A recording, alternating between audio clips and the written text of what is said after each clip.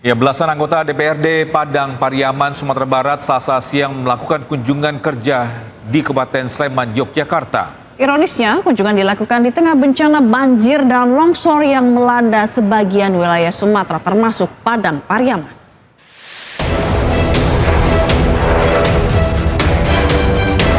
Di tengah bencana banjir dan longsor yang melanda sebagian wilayah Sumatera, termasuk Padang Pariaman, belasan anggota DPRD Padang Pariaman, Sumatera Barat, Selasa siang melakukan kunjungan kerja ke Kabupaten Sleman, Yogyakarta. Dalih kunjungan kerja adalah penanganan pasca bencana banjir dan tanah longsor dan untuk mempelajari tata kelola pemerintahan, penanggulangan bencana, dan pengentasan kemiskinan. Kunjungan kerja merupakan agenda dari Komisi 1 dan Komisi 4 DPRD Padang Pariaman. Surat pengajuan permohonan kunjungan diterima oleh Pemkab Sleman beberapa hari setelah Padang Pariaman diterjang banjir bandang. Di sana kita sudah turun semuanya, sudah beri bantuan dan semuanya, karena ini sudah terjadwal gitu aja. Sudah terjadwal dari awal, karena ini kan dibaguskan. Jadi ada yang berangkat, ada yang tinggal di sana. Kita bagi-bagi. Artinya tidak bisa dibatalkan gitu Pak, kunjungannya karena sudah Kita bagi-bagi aja, karena sudah terjadwal. Nggak mungkin juga kan. Ketua Komisi 4 DPRD Padang Pariaman beralasan kunker telah direncanakan sejak lama sehingga tetap dilangsungkan meski daerahnya sedang tertimpa bencana. Jadi kalau cara teknis saya tidak tahu apa ya kesini dalam apa kaitannya dengan itu gitu. Tapi yang jelas kita sebagai tuan rumah yang menyikapi, kalau mungkin agenda mereka udah lama juga bisa kan gitu. Pihak pemerintah Kabupaten Sleman enggan berkomentar banyak terkait kedatangan rombongan anggota DPRD Padang Pariaman. Rencananya belasan anggota DPRD Padang Pariaman ini bakal melakukan rangkaian kunjungan kerja di Yogyakarta hingga Sabtu mendatang. Dari Sleman, Yogyakarta, Heru Trijoko, iNews melaporkan.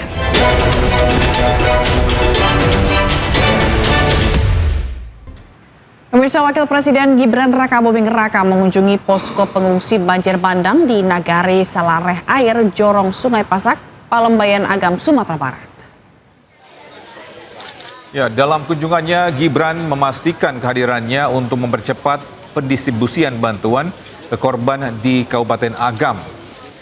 Gibran didampingi Wamendagri, anggota DPR RI, Gubernur Sumbar, dan Bupati Agam. Saat di posko, Gibran sempat berbincang dengan pengungsi di lokasi dan terlihat mencatat beberapa keluhan pengungsi.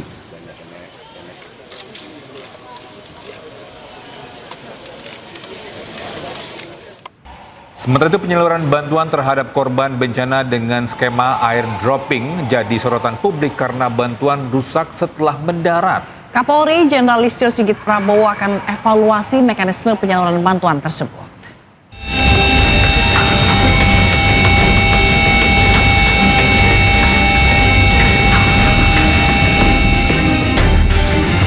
Skema bantuan dari udara untuk korban bencana di Pulau Sumatera menjadi fokus utama pemerintah. Lantaran akses ke lokasi bencana yang sulit dijangkau oleh jalur darat. Polri pun akan mengevaluasi dan memperbaiki mekanisme pelemparan bantuan. Tujuannya agar logistik yang diterjunkan sampai ke tangan warga tanpa kerusakan. Terkait dengan bantuan airdrop tadi, memang kemudian dilakukan evaluasi, yaitu dengan memberikan siling atau kemudian membungkus dengan lebih kuat dan tingkat ketinggiannya pun kita turunkan untuk supaya logistik yang disalurkan lewat airdrop tetap terjaga. Sebelumnya beredar di media sosial video amatir paket bantuan yang dijatuhkan melalui jalur udara rusak. Bungkus beras pecah hingga butiran beras berserakan bercampur dengan lumpur bekas banjir. Warga pun sampai mengais dan mengumpulkan beras yang bercampur dengan lumpur. Tim Liputan iNews melaporkan. Ya, kita ke informasi lainnya. Bisa puluhan siswa dan guru di Bondowoso mengalami keracunan setelah mengkonsumsi makanan dan minuman bergizi gratis. Karena keterbatasan tempat, mereka terpaksa ditangani di ruang tunggu puskesmas.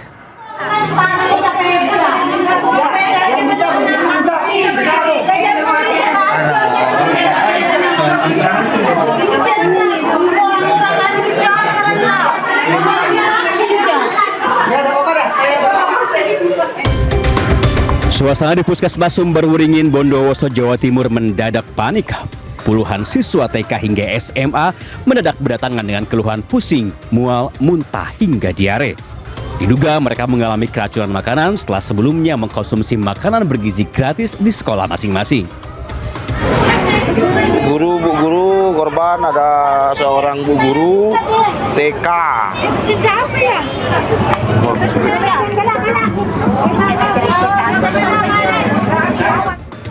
Kondisi serupa juga dialami beberapa guru. Mereka mengaku mendadak pusing dan mual setelah mengkonsumsi MBG.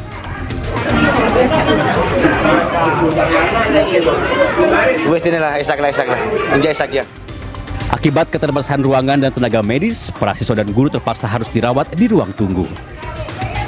Dari catatan pihak Puskesmas, 77 orang dilaporkan mengalami keracunan dan 17 orang harus dirawat. Ada 17 anak yang hari ini masih di Puskesmas ini, selebihnya yang dari 77 itu sudah pulang. Hingga kini tim kepolisian masih menyelidiki penyebab pasti keracunan makanan, termasuk memeriksa sampel MBG yang sebelumnya dikonsumsi para siswa. Dari Bondowoso, Jawa Timur, Rizky Amirul Ahmad, iNews melaporkan. Pemirsa, Ketua Umum PBNU Yahya Khalil Stakuf kembali tegaskan menolak mundur dari jabatannya. Ya, pria yang akrab dipanggil Gus Yahya ini menyebut hasil rapat syuriah agar dirinya mundur tidak memiliki landasan hukum.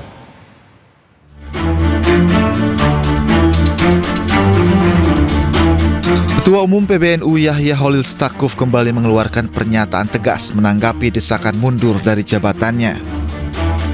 Dalam konferensi pers yang digelar pada Rabu sore, Gus Yahya tegaskan roda organisasi PBNU tetap berjalan normal di semua tingkatan. Gus Yahya menilai langkah yang ditempuh jajaran Suriah PBNU Miftahul Akhyar sebagai tindakan sepihak yang tidak melalui mekanisme musyawarah yang semestinya. Dengan demikian, maka semua langkah, semua tindakan yang menjadi turunan dari pernyataan itu juga tidak dapat diterima, tidak dapat dianggap sah. Termasuk ketika mungkin 1-2 hari yang lalu ada beredar undangan untuk rapat pleno, ini juga tidak dapat dianggap sah karena pleno itu hanya bisa diselenggarakan apabila dipimpin bersama-sama oleh Rois Am dan Ketua Umum, dan tidak bisa rapat pleno hanya diselenggarakan oleh Suriah saja, ini tidak bisa dianggap sah. Gus Yahya juga menggarisbawahi kembali legitimasi posisinya sebagai Ketua Umum PBNU sesuai dengan mandataris muktamar. Menurut Yahya, hasil rapat Suriah terkait posisinya tidak memiliki landasan hukum. Tim Liputan iNews melaporkan.